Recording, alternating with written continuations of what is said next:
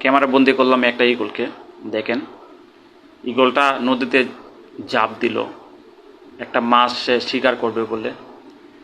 কতটা সে আত্মবিশ্বাস নিয়ে সে মাছটাকে অ্যাটাক করলো।